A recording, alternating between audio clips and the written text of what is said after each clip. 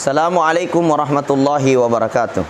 Yang ingin saya tanyakan Ustadz, bagaimana hukumnya main Bitcoin atau main trading? Oke. Alhamdulillah, Bitcoin, trading, saham ini adalah perbuatan atau perniagaan yang tentunya ketika kita meninjau secara syar'i, kita harus kembali kepada kaidah syara' bahwa asal segala sesuatu itu hukumnya mubah, boleh-boleh saja, kecuali ada hal-hal yang menyebabkan ia haram secara syar'i, ada dalil-dalil yang mengharamkannya. Nah, kita kembali kepada forex, Bitcoin ya. Bitcoin di dalamnya kita lihat apakah ada unsur di dalamnya yang menyebabkan ia menjadi haram, seperti di dalamnya terjadi gharar, sesuatu yang tidak jelas ya. Banyak kita menemukan ulama kita mengatakan Bitcoin itu, forex itu pertukarannya, sell buy-nya itu kita tidak tahu secara pasti, secara jelas. Menurut saya justru trading forex atau Bitcoin ini sangat jelas, karena Bitcoin itu sudah terdesentralisasi oleh suatu platform yang disebut dengan blockchain ya. Blockchain ini membaca semua kegiatan pertukaran dari semua cryptocurrency, semua jenis mata uang digital di dalamnya, yang menurut saya justru lebih jelas daripada mata uang suatu negara. Seperti umpamanya ada suatu negara ya, kemudian mata uangnya itu hanya tersentralisasi kepada satu induk bank ya. Akan tetapi dengan cryptocurrency ini memiliki satu buku besar yang disebut dengan blockchain ya. Itu semua keluar masuknya cryptocurrency seperti Bitcoin, Doge, Ethereum, USDT, semua itu terbaca Pak, sekecil apapun di seluruh dunia. Makanya bagi saya dia terdesentralisasi dan tidak bisa dihacker ya. Jadi Bitcoin itu digunakan untuk yang baik atau digunakan untuk yang tidak baik, di situ halal dan haramnya. Nah, tapi pada hakikatnya Bitcoin itu adalah bentuk kupon digital, atau bisa disamakan dengan suatu voucher ya, voucher digital. Nah, dan biasanya ada juga yang mengatakan dia haram karena kita jual beli apa di dalamnya ya, kita hanya jual beli angka-angka saja, tidak ada barang katanya. Nah, jadi karena tidak adanya barang sehingga dinyatakan haram. Nah, kalau kita mau mengatakan tidak ada barang, ini juga sangat keliru. Karena cryptocurrency itu sendiri adalah barangnya bentuk digital. Ya, bisa diartikan sebuah kupon yang memiliki harga yang sangat fluktuatif dan juga harganya sangat bagus untuk disimpan. Seperti halnya ketika kita menyimpan emas. Ya, ketika turun harganya kita beli, ketika naik kita jual, nggak ada bedanya. Iya. Kalaupun dikatakan mana barangnya, kok bentuk angka-angka saja, 1 Bitcoin, 2 Bitcoin hanya bentuk angka-angka. Coba kalau kita ibaratkan seperti pulsa, pulsa itu juga cuma angka-angka. Ya, ada nggak barangnya pulsa itu? Nggak ada. Dikirim ke HP hanya 10.000, nilainya 20.000, dipakai nelpon habis. Mana barangnya? Nggak ada. Dia hanya bentuk voucher, bentuk angka-angka saja, bentuk nilai saja.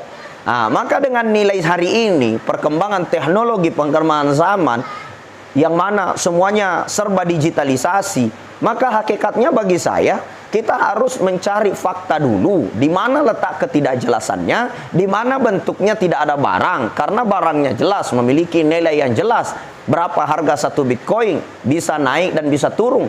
Apa yang menyebabkan naik sesuai dengan pertukaran masuknya dan pertukaran keluarnya. Iya, jadi semua jelas. Justru tidak ada yang tidak jelas di dalamnya. Kalaupun dikatakan di dalamnya adalah riba, nah persoalan ribanya itu di mana? Ya, sedangkan kita hanya membeli sebuah voucher atau kita membeli sebuah aset digital yang biasa kita sebut dengan cryptocurrency, yang ada istilah Ethereum, ada namanya e-money, ada namanya USDT, macam-macam. Ada namanya Bitcoin, ada namanya Bitcoin Gold. Ketika kita beli, kemudian kita simpan aset digital ini. Kemudian pada saat harga naik kita jual, harga turun kita beli, di mana letak haramnya dan di mana letak ribanya? Nah, jadi untuk saat ini saya belum menemukan fakta yang di dalamnya yang menyebabkan Bitcoin itu menjadi haram.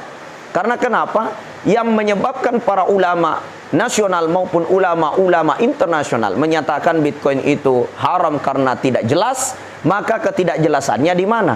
Kemudian yang kedua, yang menyatakan dia tidak ada barang, hanya bentuk angka-angka saja. Lalu bagaimana orang jual voucher listrik? Bagaimana orang yang jual voucher HP? Bagaimana dengan orang yang menjual kupon yang memiliki nilai dan harga? Seperti bank menjual sebuah kupon, kemudian dihadiahkan mobil ketika kuponnya terkumpul banyak. Padahal kupon itu bukan sebuah barang, hanya mungkin dikeringkan saja nilai-nilai kupon berbentuk angka-angka saja. Lalu begitu juga dengan aset digital ini. Itu barangnya adalah bentuk digital. Tidak ada masalah selama tidak ada pelanggar syarak di dalamnya. Kemudian bicara forex, saya melihat semua bank itu terintegritas dengan sistem saham dan forex, ya, mengikuti bagaimana perkembangan uang mata uang naik turun seperti euro, dolar, bagaimana pertukaran dari rupiah ke euro, dari euro ke dolar, dari dolar ke euro, itu semua bank terintegritas itu. Makanya orang semua yang menyetor uang di bank, ya, semua orang yang menggunakan bank sentral, apapun itu, maka mereka semua tergolong daripada orang-orang yang ada indikasi bersama dengan forex. Maka kalau begitu, saham dan forex juga menjadi haram, maka seluruh bank itu ikut berperilaku haram. Kenapa? Karena semua bank terintegritas dengan sistem trading. Maka dari itu bagi saya belum menemukan hal yang bisa menyebabkan forex secara mutlak itu haram, Bitcoin secara mutlak itu haram. Akan tetapi siapa yang menggunakan forex, siapa yang menggunakan Bitcoin, siapa yang menggunakan trading itu, entah trading itu digunakan dengan trading cara syar'i, ya, dengan sistem bagi hasil mudharabah yang syar'i, atau dengan cara ribawi.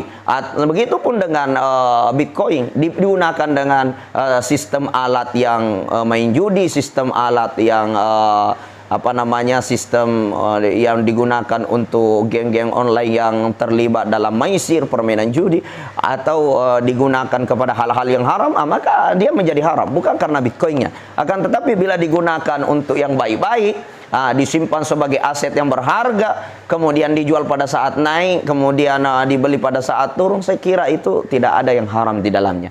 Maka dari itu mudah-mudahan Allah melindungi kita semua dari perkara yang haram, dan Allah Subhanahu wa taala memberikan kita petunjuk sehingga kita tetap berada dalam hidayah, jalan yang lurus, dan kita tetap akan menjadi orang-orang yang diselamatkan dunia dan akhirat, radiyatan mardiyah, ridho dan diridhoi oleh Allah Subhanahu wa taala. Hadanallah wa iyyakum ila sabilis salam. Wabillahi taufiq wassaada. Assalamualaikum warahmatullahi wabarakatuh. Halal haram dalam cryptocurrency memang masih simpang siur ya. Ada beberapa ulama juga berdasarkan hadis menyatakan halal, dan ada juga yang menyatakan haram. Itu tergantung kepada pemahaman individu masing-masing, yang mana pemahaman itu pastinya mempunyai alasan tertentu, keyakinan tertentu.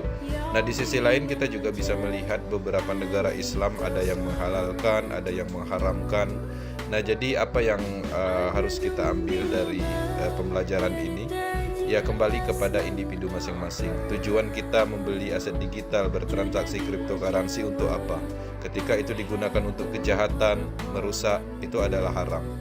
Ketika kita itu untuk kebaikan, kebenaran, perubahan finansial, ya mungkin itu lebih baik dan bisa jadi itu halal. Nah, itu kembali kepada masing-masing orang seperti itu.